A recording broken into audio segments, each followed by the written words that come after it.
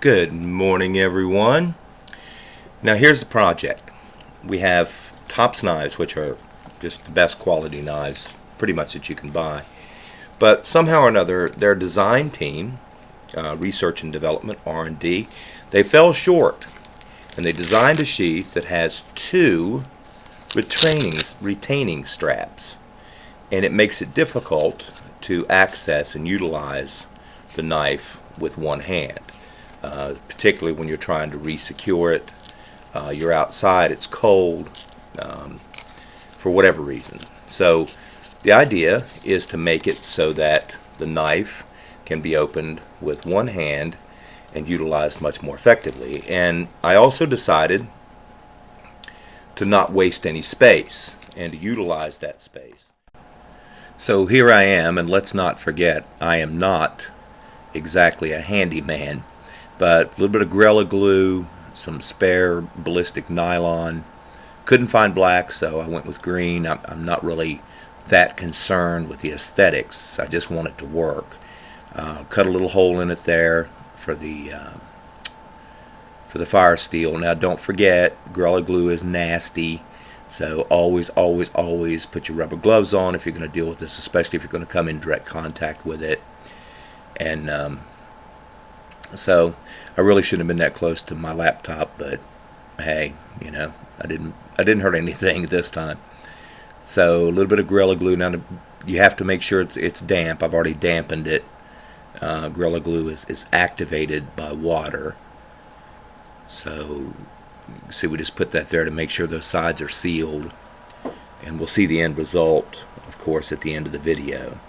And we want to make it as smooth as you can. It actually cures and dries kind of a white color, so you're going to probably have to do a little trimming. I know I did, especially when you get it onto the sheath itself, because you don't want it to look horrible. Like I said, I wasn't that concerned with the aesthetics. I was more concerned with just getting it done.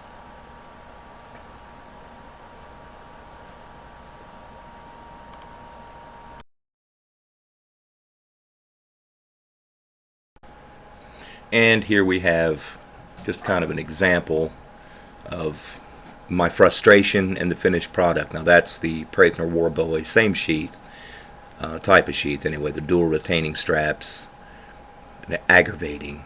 That's a little piece of the green ballistic nylon that I use, the OD, and my Gorilla Glue. And just showing you basically what I did is just glued it. Real simple, nothing to it. Just took a few minutes. Took longer to cure than it did to make it. And here we're gonna, a little pouch for the ferro rod, which I just love ferro rods. And here is the finished product. And as you can see, it's not that aesthetically pleasing, but it does the job. It makes the retaining straps one. You're able to open it and close it with one hand. Very convenient, effectively.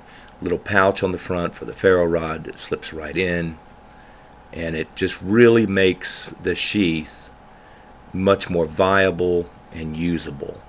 And it just took a few minutes of my time. And my Dakota Drifter now is kind of my go-to knife. Well, I've got the Mora attached to the back of it, but as you can see, it is a good thing.